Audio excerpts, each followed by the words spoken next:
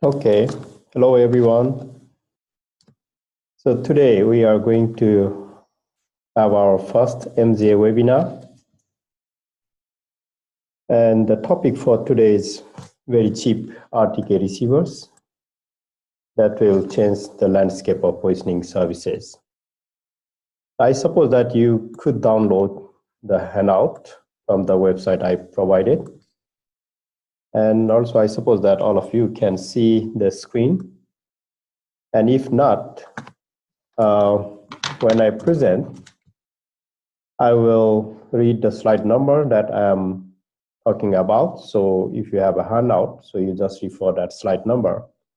And in the handout, the slide number is written at the bottom top, at the bottom right of each slide. And this is about the handout. And regarding the webinar, so please put your mic mute.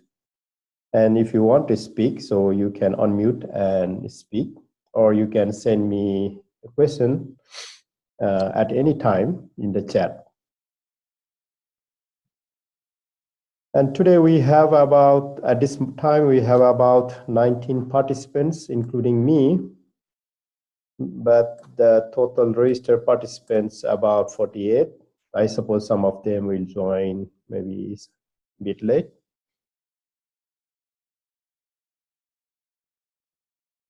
So anyway, so I would like to start. And before I start my slides, so let me give you a brief introduction myself.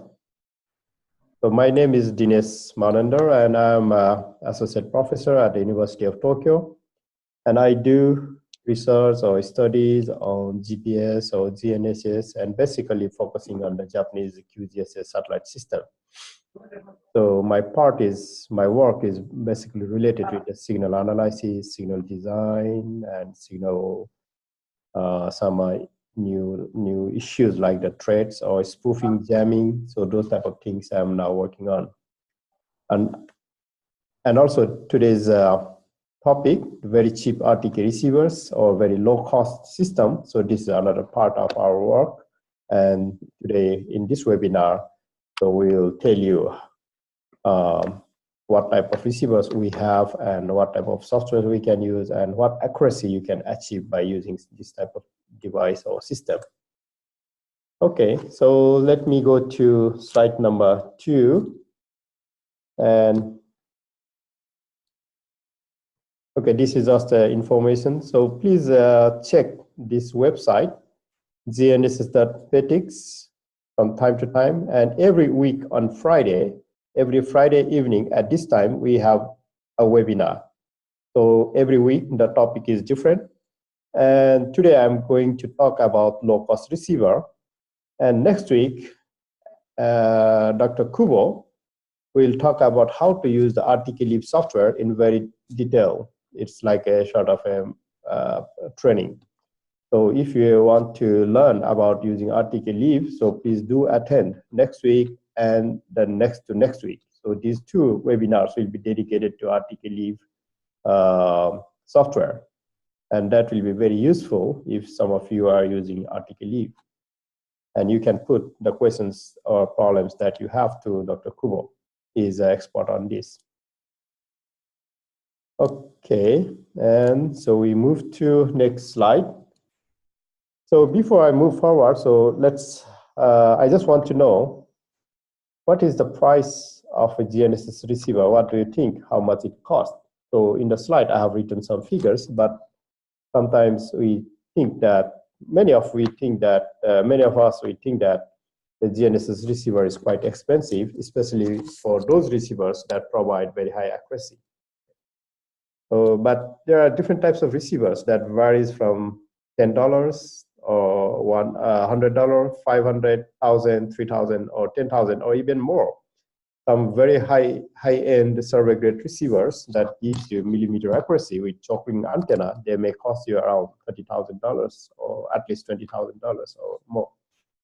So there are varieties of receivers that varies a lot in the cost. But what is the accuracy that you can achieve, okay, from these type of receivers? So it's again varies a lot. For example, you can have an accuracy of millimeter, centimeter, decimeter, or few meters. So it varies a lot depending upon the receiver type or depending upon the data processing, or whether you do RTK or you don't do RTK at all. So today we'll discuss about those things. And another important aspect is that how much you want to pay, or what is your budget, okay? And what accuracy you are looking for, whether you really need centimeter accuracy all the time, or whether you need just a meter level accuracy. So it depends on your application for what you are going to use and how you are going to use. For example, whether you do the point survey, 1 point by 1 point, that means you will have a static survey at a point. You observe the data for some time and then you move to next point. For example, many GIS survey, like you want to take the database of the manholes or electrical poles or some other, like the land parcel, the boundary. So you probably need point by point, and then you do the static mode operation. But sometimes you probably logging the data in the car, you are driving and you want to log the data of your road network. So you will be driving all the way. So these are different modes of data logging, and all these have some impact on the accuracy you can achieve. And another thing is whether you do in real time or post-processing mode.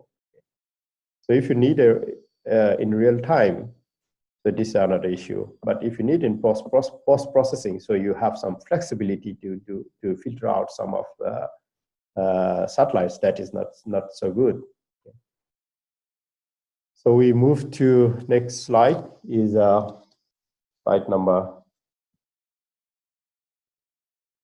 4.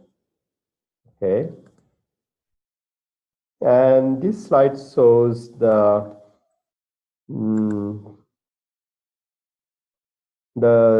it's just an overview of all the GPS satellite signals that we have or we will have in future. So on the right side, you can see different frequencies, okay, L1, E1, B1, and then we have L2 and L5 and E6 or L6 signals.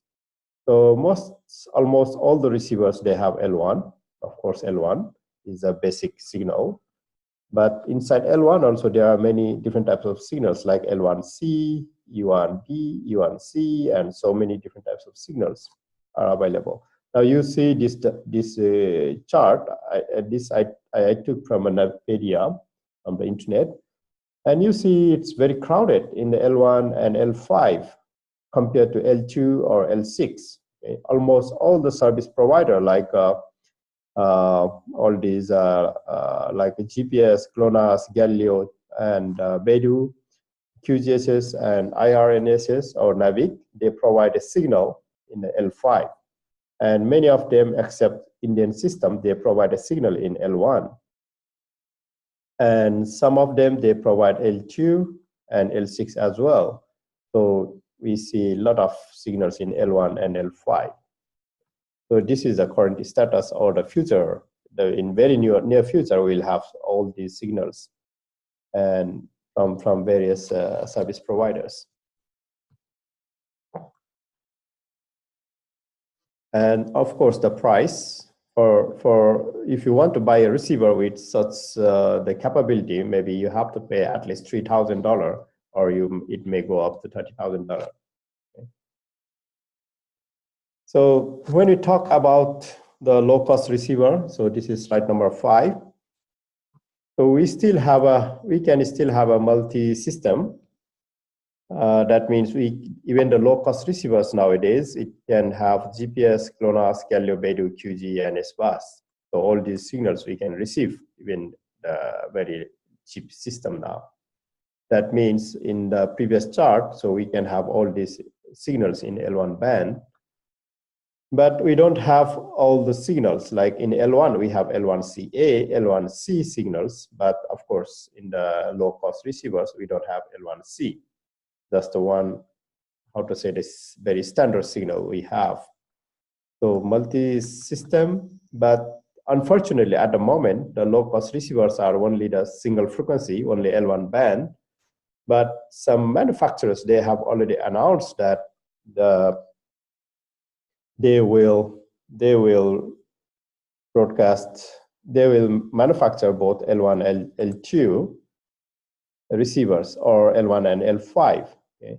Like a Broadcom, they already announced that they will have L1, L5, and u-Blox L1, L2, or L1, L5, and probably some other manufacturers, they are coming up with multi-frequency low-cost receivers. That means by the end of this year, we'll have a multi-frequency low-cost receivers. Okay. And the low cost means currently the system that we have, it will cost about $200, that including everything, antenna and all the hardware and software. But the price of the module itself is now less than $100. So we expect between $100 to $200 at the moment. But our definition of low cost is like this. So when we talk about the low cost, so what is the meaning of low cost? Okay, so how low is low? For example, my definition, this is my target, is that the price of a receiver is $100 or less, and that receiver should be able to give an accuracy better than 100 centimeter. That means better than 1 meter of accuracy, maybe 20 centimeter or 30 centimeter. And also it should be small in size, not a big one. So including antenna and everything shall weigh less than 100 gram or within 100 gram. So this is my target, 100, 100, 100. So $100, 100 centimeter and 100 gram of accuracy, weight. So it shall not be a big one. The reason why I have this target, or why I made this definition for low cost, high accuracy system, is because of many new applications that's coming up. So now if you look at slide number 5, no, sorry, not the 5. So it's slide 7. So you see many new applications that will come up, or is already there. We have in ITS, so you need very low cost systems, because it is in the car or also in the infrastructure side. That means when we have all this auto driving or advanced driving system, we have some stations on the roadside as an infrastructure. So those receivers shall be very low cost. I think somebody has a microphone on, so can you put the microphone mute? Because some noise is coming.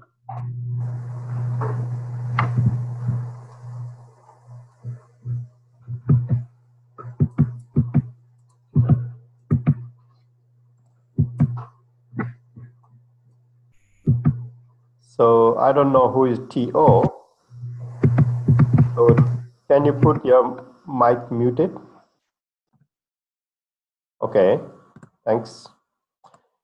Okay, so we have all these new applications coming up. And another thing is, another application is a public transport monitoring. Like you want to monitor the public transport, the traffic congestion, or the driver's behavior monitoring.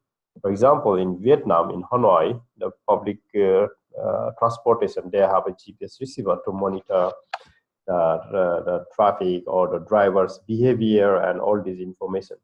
So these type of new things are coming up. And if you have a low cost or high accuracy receiver, so you can have more data or better data to your system. And you can implement in a large number. You can deploy the system in a very large number of such systems or device systems or applications. Okay, and also for toll charge. So again, we need to have a GPS system to if you want to charge the vehicles on the road based on how much they travel. Again, the device has to be accurate enough to know where the car is driving at the lane level accuracy. And precise agriculture is one example. I think it's a very good example, because in the very automated farming or agriculture system, if you want to drive the tractor automatically, you do all the field work in agriculture, then that has to have a few centimeters of accuracy. Because when you sow a seed, plant a seed, then seed grows, and you have to put the fertilizer, chemicals, and water, irrigation, and all, and that has to be done at many times during this period of the growth. And the tractor has to go to the same place many times within the few centimeters of accuracy. If it cannot go there, then it will put in a different place, so you will waste your fertilizer or chemicals or water, and you will lose the production.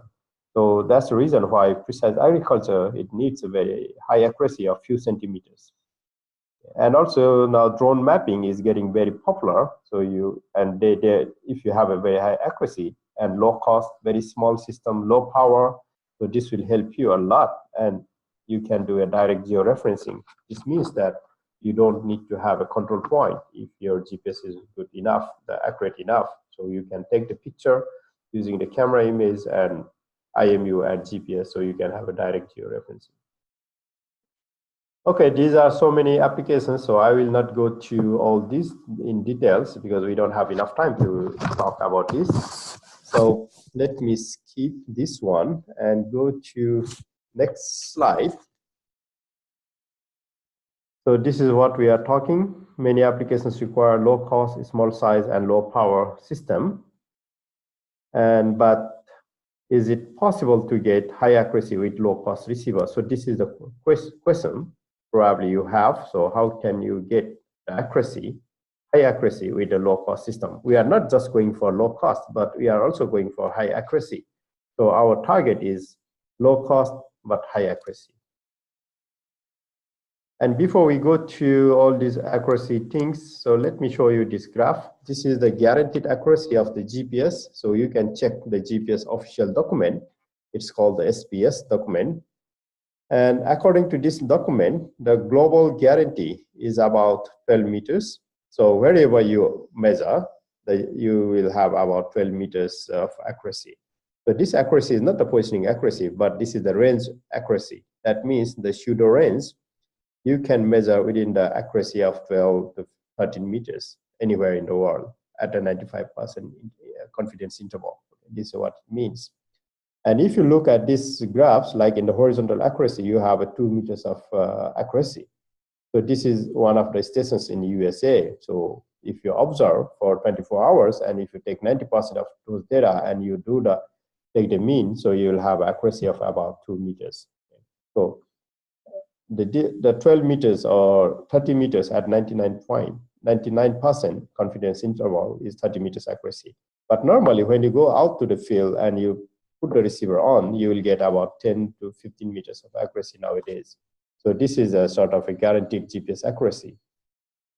That means even if you buy $100 of receivers, you go to the field, you will probably have accuracy of between 10 to 30 meters.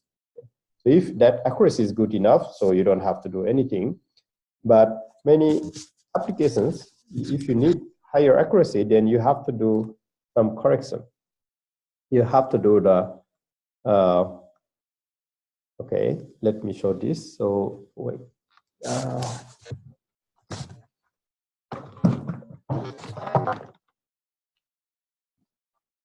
Okay. So let me explain about this slide. So this is, now we are in slide number 12. So you see that this red scatter points. So these are the normal GPS output, the accuracy. If you go out to the field and log the data for a few hours, and if you plot the accuracy, you will see like this. So you'll have all these scatter points, and the accuracy is about few meters. So in this case, the grid is about 50 centimeter, and you can see the spreading. So you will have accuracy of few meters. But if you do some correction, so you will have these blue dots, and these blue dots is the accuracy of a few meters, maybe 1 to 3 meters. And if you do further correction, so you can have these green dots, and this is a few centimeters of accuracy. In this case, the grid is about 5 centimeters. So the process or the question is how we can have these green dots from the red dots. So how can we go from meter level accuracy to centimeter level accuracy? So this is what we want to do. And in this case, so we use the same data, the red points, and we do some different types of processing, DGPS or RTK. Then we go from red to blue to green. It's the same data. That means we can, depending upon the way you process data, we can have this type of very high accuracy, even from a low-cost receiver. So how to do this type of signal processing, it will be done in the next webinar using the RTK Leap software by Dr. Kubo. So today, I will just show you how we can use the low-cost receiver, what type of receivers, and what type of applications we use. But now we talked a little bit about how to achieve that high level of accuracy, because in the red dots we see, due to some errors, we have this the error accuracy problem. So if we know those errors, so we can remove. So we need to know what type of errors exist in the GPS. So you see in this table, we have satellite orbit error and clock error, and that amounts about 2 meters each. So orbit error, we have about 2 meters of error, and satellite clock about 2 meters. Then also we have the ionospheric and tropospheric. This is the space weather. I mean the atmospheric error. So the electron contents in the atmosphere that will have some impact on your GPS signal, and it's very large, about few meters, 4 meters. The tropospheric is the water vapor content and all. It may be about 1 meter. So if we can remove or minimize, we can have a very high accuracy. Like some of these errors, orbit error and clock error, we can remove, but this one we can minimize. Okay? We can't remove completely, but we can remove to about maybe a few centimeters. So this is what it shows. So if we can remove these 4 errors, so we can have a high accuracy. Now the question is how to remove these errors to get a centimeter accuracy. Now this is what we do. So basically you have to have a reference station. We call the base station or reference station. Somebody say the course continuous observation station, reference station. So the point is that you install a station at a known point. You have to know the coordinate where you install this device, and then you get the signal from the satellites, and this receiver will provide you the measurement output. So you have the measured output by the receiver, and you already know where your receiver, that's a true point or non-point or true point. So you know the error here. And this error includes all these type of error, orbit error, clock error, and atmospheric error.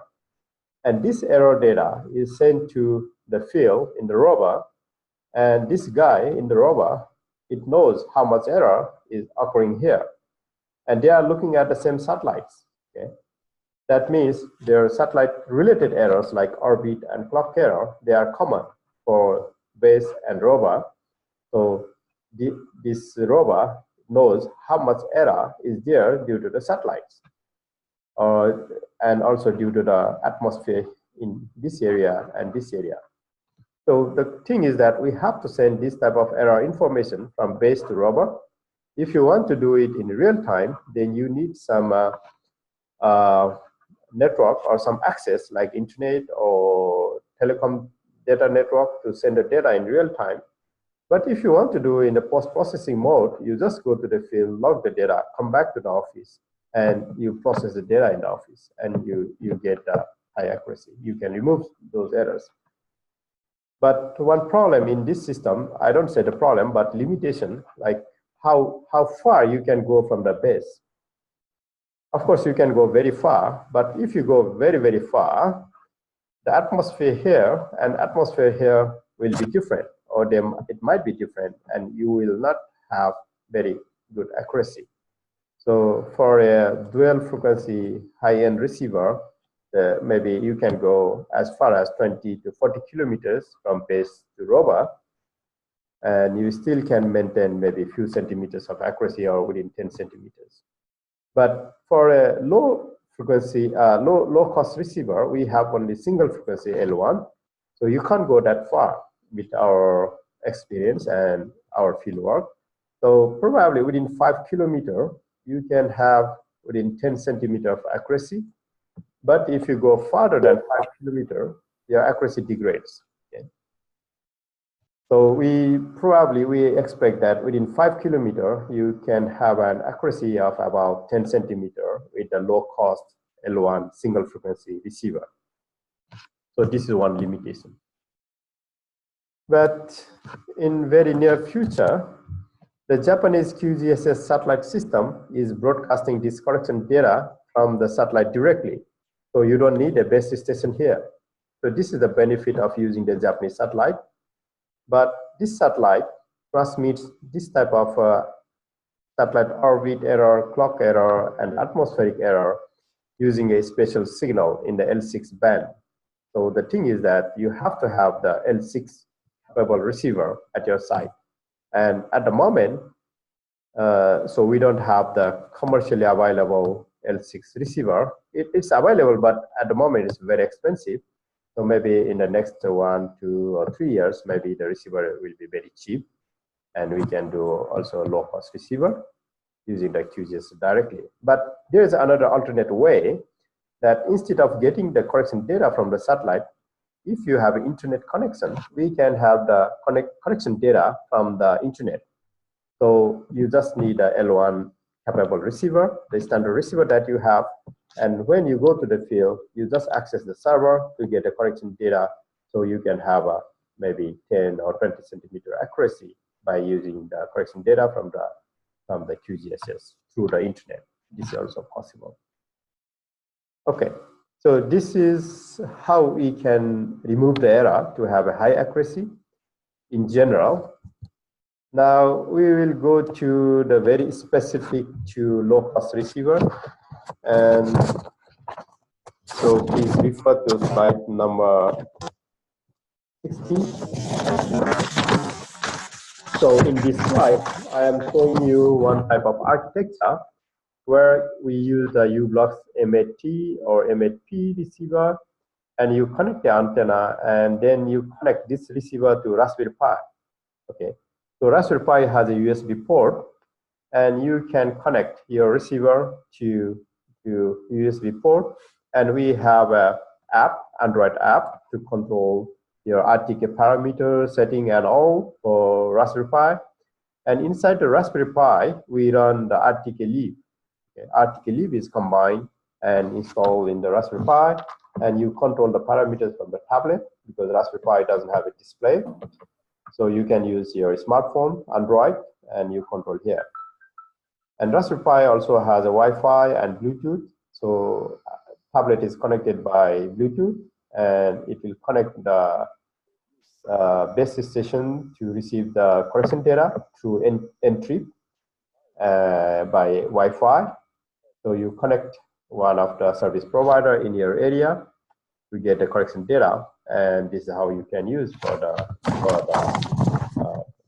RTK.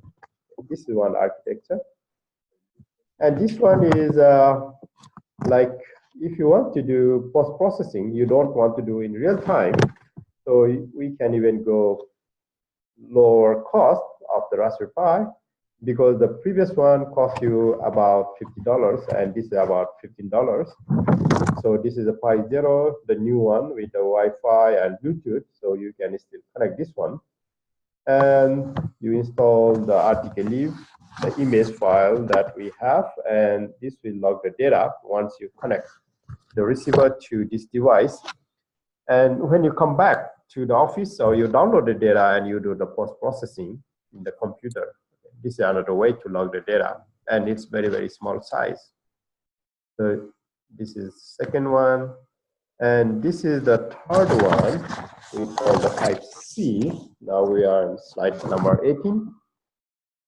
And here again, we have a u-Blox receiver, and you can connect directly to the tablet. So this is Android tablet, and we have an app called RTK Droid. And you know that any Android device, you can connect to any USB device using the OTG cable. So OTG stands for on the go. So you have to have an OTG cable, you connect to your Android tablet, and then using the OTG, you connect to the receiver. And then we have this app, and this app on the background, the engine is RTK Live again. So using this app, you can directly connect your receiver to the tablet and do the RTK. And if for the real time, you have to have a Wi-Fi connection to access the entry server who provides the connection data. If you don't have this entry provider, so you just log the data and you can do the post-processing. I think this will be a very, very useful tool for your work if you are doing some field survey using the GPS. And if you want to do RTK, I think this is a very practical solution because you just need to buy a receiver and antenna, and that's all if you already have a Android tablet or mobile phone. And the next one is, this is not yet available, but this is using the QGNSS, this correction data provider called Madoka. This is a special correction data that is broadcasted by QGNSS satellite. But in your region, if QGNSS is not visible, like in Europe and other parts, so QGNSS may not be visible or not visible at all. In such cases, you can still access the server in Japan, and then you can do the correction, the satellite orbit and clock and atmospheric, not atmospheric, this is only orbit and clock error correction for GPS and other satellites. Okay. So you can do some improvement in your observation by accessing this server, the correction data. So this we are going to develop and will be available probably end of this year. So this will be very useful even if QGNSS is not visible. And this will provide you about 10 to maybe between 10 to 30 centimeter, not a few centimeter, but about 30 centimeter or better.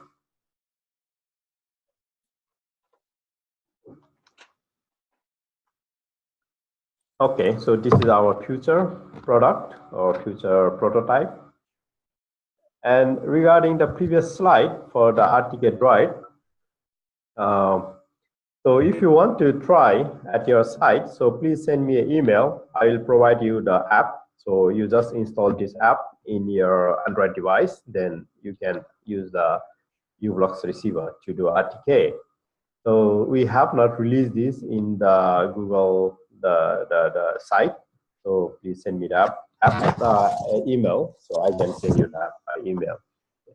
And then you can do some tests and let us know whether you have problems or bugs and all, because this is just developed, so probably there are some bugs.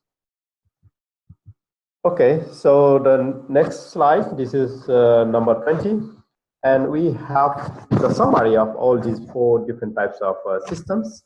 So this is just a summary. I will skip. And so one point I would like to let you know that you can also use like a type A, so you can also use this low cost device as a base station.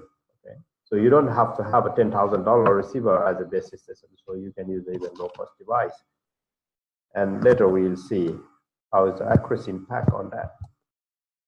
And again, okay, this is a summary. I will just skip, so please check this slide later. And I will skip this one. This is how it works. I already explained. And this is the screenshot of the app, but the RTK Droid is a little bit different from this. So please, you install the app and check yourself later. And this is how the Raspberry Pi looks like. So we use this board, this computer, or this computer if you want to use a type A or type B. So you see this is a Raspberry Pi type Pi 3B. This is Pi 0. So it has a lot of ports, 4 USB ports and Ethernet, Wi-Fi, Bluetooth. This has only 1 USB port and Wi-Fi and Bluetooth. And this is the actual measurement data. So you can see the accuracy here. So in this case, we use a low-cost receiver, and you see the accuracy here. Okay, so within the 5 centimeters, so this grid is 5 centimeter, and you can have this type of accuracy even with this $100 receiver. Or if you want to do post-processing, you just log the data like this. So you need to log raw data. Raw data means pseudo-range carrier phase, and also you need the navigation data, the ephemeris. It has ephemeris data, that is the satellite orbit data, clock data. So you have to have these two raw data to log for post-processing. Okay. And next slide, few slides, I will show you the actual survey data. Now you might be wondering how accurate the real data, because theoretically it's okay. We say that it's very highly accurate, but there are some conditions, and probably you would like to know the actual output. So as a comparison, so this is a high, and high means the very high survey grade. This NetR9, Trimble NetR9 is a very high-end receiver and very expensive. It costs maybe at least $15,000, including antenna and all. And it gives a very good data. So in this case, this is static, so we are not moving. So it's on the rooftop. So you see the RTK output, the green dots is when we have RTK fix. So if I zoom only the green, we have a 1 centimeter grid and very good accuracy of maybe a few centimeters. Okay, but this is the case of the high-end receiver, both for base and rover. But our target is the rover is low-end, low cost. Okay? So this is the result. Now you see the difference between the high and low. So the rover is now low cost. We have a low cost rover, but still our base is a high-end receiver. So you see some points, even if we have a fixed solution, they jump there and there. So this is some limitations of the low cost. But as long as you are okay within the 1 meter of accuracy, so it's good enough, because we just have to spend maybe a few $100, $100 or $200. That's all. We don't have to pay $10,000. But if you look only the green dots here, so your accuracy is again few centimeters. Okay, so we can have within 10 centimeters of accuracy, and this is possible with such a low cost system. Now we go further with both low and low. So we'll have a low cost receiver at the base and low cost receiver at the rover. And again, we see this, you see some points scatter, but again, if you take only the green, so you still have a accuracy of within 10 centimeters. So in this case, it's very nearby from between the base and rover. Okay, so we can see very high accuracy. Now, this is a static case. Now we want to drive. Okay, when we drive, so what will happen? Because it's static, we don't move, so it's very good. But when we drive, so let's see the accuracy. So this is the example in Tokyo. So this is our test area. Here is our university, not the Tokyo University. This is Tokyo University of Marine Science and Technology. So Dr. Kubo, who will give a lecture, belongs to this university, and he will tell you the details of the RTK leaf processing and all these things. Probably he will show you this data again, and he will do some exercise next week as well. And we drive here and take a lot of data. And if you look at this data, you see many high-rise buildings here, especially here. Many high-rise buildings, and we drive between those areas, and this area has a very high multipath. Okay? So it's very difficult area for GPS, and we see how high-end receiver and low-cost receiver works here.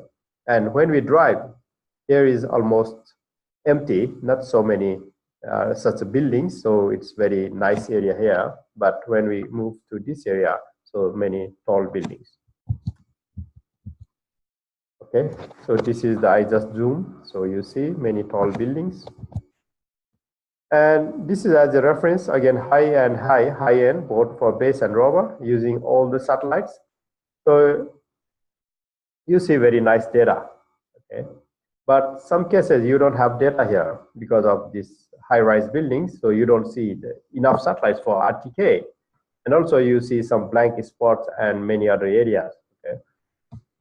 But what will happen if we go to high and low? Now you see high end and low cost. Now the scenario is different. So the previous one, this is high and high. This is high and low cost. So you don't have data for many places. You lose some data. And here, very big difference. You don't have data at all. High and high, you have data, but here you don't have it.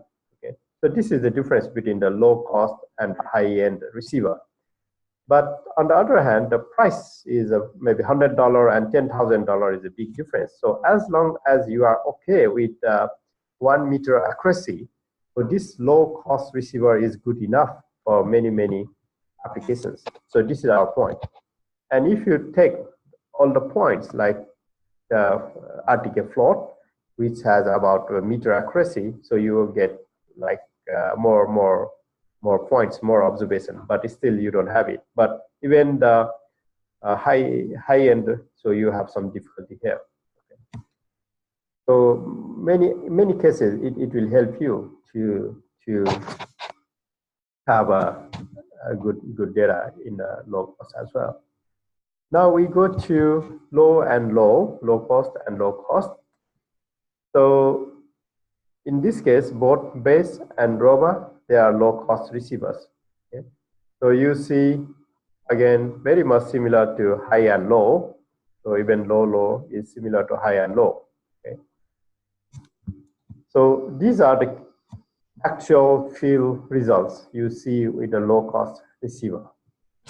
So we can see that even the low cost receiver can provide quite good data. But we have to use GPS, Galileo, Beidou, and QGIS.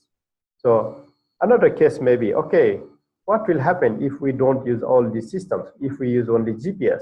Okay? So the result is a little bit worse then. So now we'll see some cases using only GPS, but this is for high and high.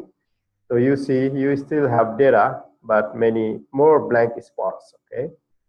You see many blank spots here and here, especially these type of turns are very difficult in RTK. So you lose the accuracy here. It's more scattered here. I have a zoom slide later. And now we see high and low. You see, not so good, okay, if you use only GPS. So you have to use more system GPS combined with Beidou in Japan or this part of Asia. So the combination of GPS and Beidou is quite good compared to GPS and GLONASS. Okay. This is again low and low with GPS, so we don't have many empty pockets here. And this is one example I would like to show you, high and high, using GPS, Galileo, Beidou, QGIS versus GPS only. These green dots, they use all the systems, GPS, Galileo, Beidou, and QG.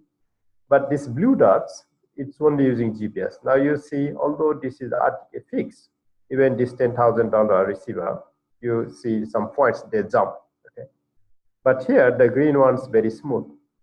That means if you use more systems like GPS, Galileo, Beidou, at least GPS and Beidou with QGIS, so it gives a much better result. So that's the reason why nowadays low-cost receiver, like even the single frequency, they are better than in the past. In the past, we have only GPS and GLONASS. Now we have more signals from different satellites, so it's much better. Okay, so this is all about the low-cost receivers and how we can get high accuracy and how the actual field data looks like. And now I will talk in a few slides the future of the low-cost receivers, because now there are a lot of demand for many new applications for low-cost and high accuracy systems. So the manufacturers, they are making such systems. And if you look at this chart, I show you again, there's very crowded in L1 and L5. So my belief is that manufacturers will make low-cost multi-system, multi-frequency receiver targeting L1 and L5, not L1 and L2, because L1 and L5 has many signals compared to L2. And already Broadcom has announced L1 and L5. I skip this slide. Okay, this is the Broadcom chart. So they, in the past, they have only L1 in some mobile phones, especially Galaxy, the Google and all. They have a Broadcom chipset, and they can receive all the satellite systems, GPS, GLONASS, Galileo, Beidou, QGSS and all, but only in L1. But last year, they announced they will also have this L5, so you can have a L1 and L5 the signal in low-cost receiver. And also, u-Blox have recently announced they will have a multi-band chip receiver. Multi-band means you can use either L1, L2 or L1, L5. Okay.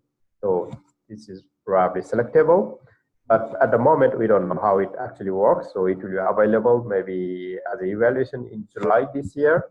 So after July, probably we can have some results and see how it works. So, and some other manufacturers like the Trimble, they have a system called Catalyst. So this is, I'm not sure whether this is actually a low cost or not. So you have to buy the antenna and connect this antenna to your mobile, this Android device, and you have to have a subscription to get your software for correction. And it will provide you the centimeter level, maybe, I don't know how, few centimeters or 10 centimeters. So that level of accuracy. But this is based on the service correction fee, service fee for correction data. And also in very near future, you will probably have the smartphones, which is capable to provide you high accuracy, because some of the smartphones, especially the Android, they can provide you the raw data. So some Google Android phone, which has OS 7 or higher, they provide the raw data, and using this raw data, you can do the post-processing for the high accuracy. But the only problem is antenna, because for RTK, you also need to put antenna. So at the moment, you can't have centimeter, it's not possible, but there are many researchers working on it to process the signal. Okay, so this is just a slide that you will have a lot of opportunities to do a lot of new things, application development and all. I think we are near the end of our presentation. So let me just tell you about some of the very useful software. So these are very useful software like RTK Leaf. So this is used by many users around the world and using in their computer, and we can also modify in the Android and all, or Raspberry Pi or whatever. So this is very useful. And the next two webinars on 1st June and 8th of June. So Dr. Kubo will explain in detail how to use this software for high accuracy processing. And another very useful app, Android app. This is just a data input for GIS applications. So SW Maps is very useful if you want to do some log. This is not the RTK Leaf or some RTK processing. It's just a data log. But this is very useful. And you can combine for RTK Droid, that this is for the RTK in the Android for u-Blox at the moment. So it's RTK Droid, the app. So if you want to use, so send me the email. I will send you the app to your address. And u-Center is from u-Blox. So if you want to use your Android device and log your GPS data from your Android, so please install u-Center in your Android. So it works very nicely. When you go out to the field or riding a train or whatever car, you can log the data. You can save the data file to your device, and later you can download and play back. And this is a very good tool as well. Okay, so that's all from my side. So it's a very quick and bit fast presentation today. So let me know the questions you have so we can discuss the questions you have.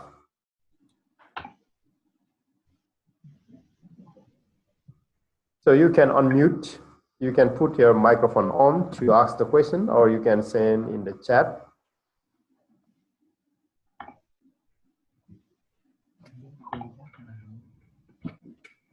Okay, I see already so a few questions here.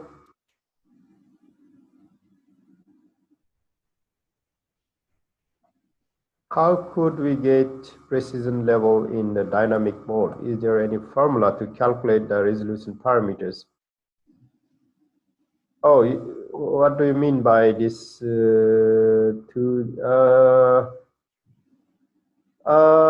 to measure the accuracy? Oh, it's very difficult when you are driving, when you are moving. Okay, so because every point you have to. I don't know how you do that. So in the past, long time ago, when I did, so I drove, and I put some marking on the road. Actually, I have some very special mark. They were actually surveyed using the total station, and I drive. When I go near that mark, so I drive.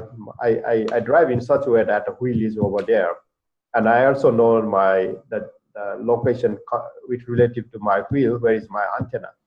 So using such type of very complicated some relative things, so I could do some sort of the actual error estimation while I'm driving for the vertical accuracy.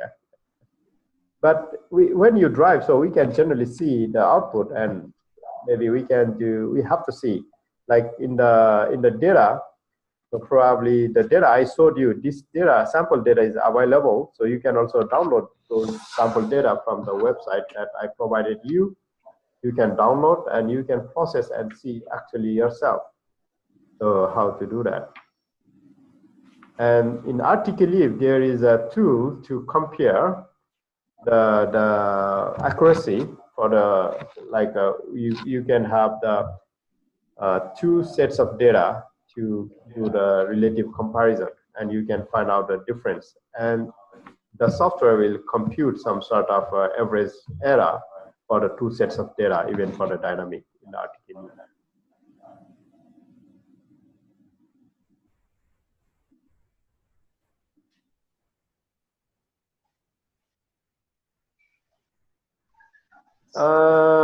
But article is also to the RMS when receiver is moving, yes.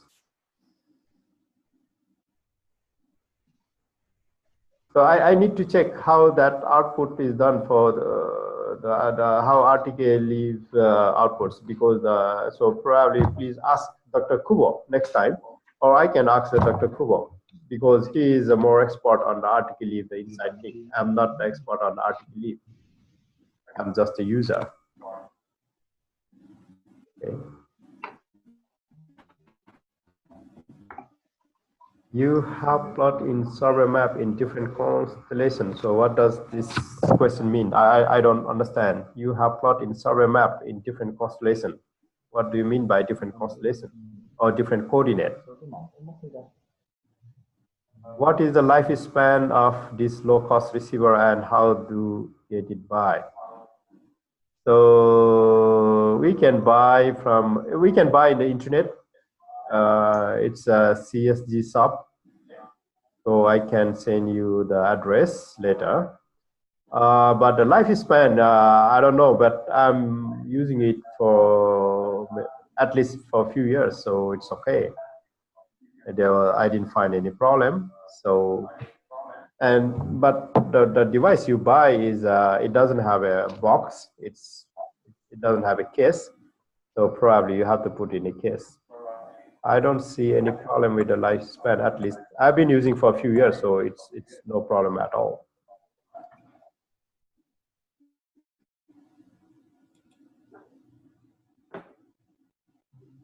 You can buy the u-Blox receiver, but you can buy from the u-Blox distributor, but they don't have this type of. So this is what we are using. Okay, this one you can buy from internet.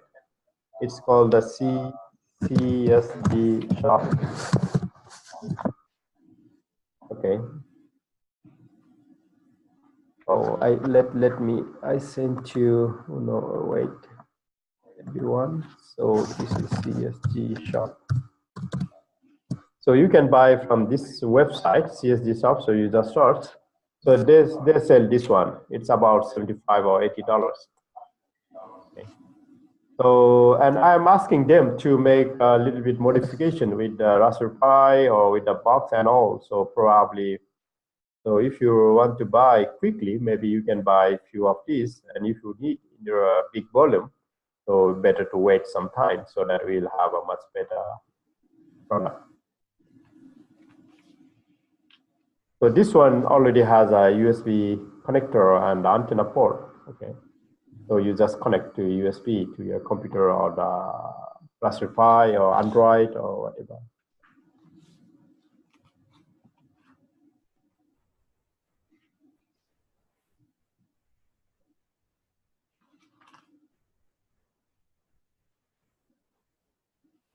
And we will be conducting some trainings or seminar at the different times. Maybe some of you, if you want to attend, maybe you can join to know more about this.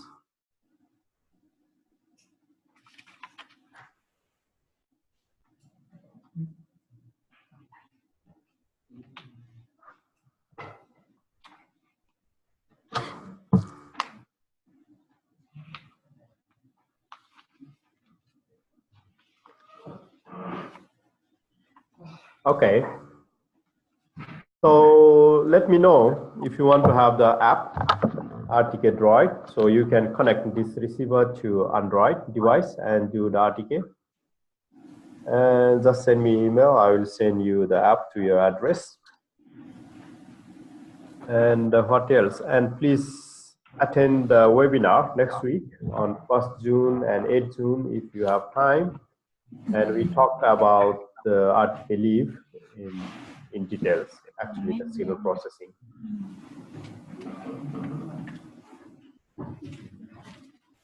Không thấy tham gia coi thi thôi. Mấy có là năm nhất. Coi thi thì không biết nữa, tại vì em chỉ đăng ký là phụ giúp ví dụ mà SST thôi.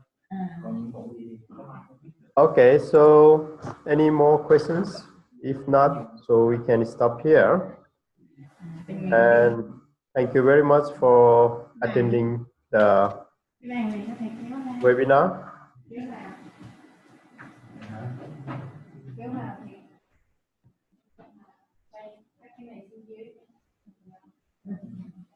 Ngắn hơn chứ.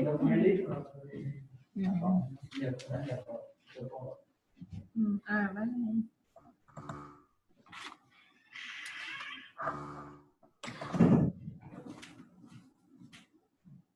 Okay, thank you very much.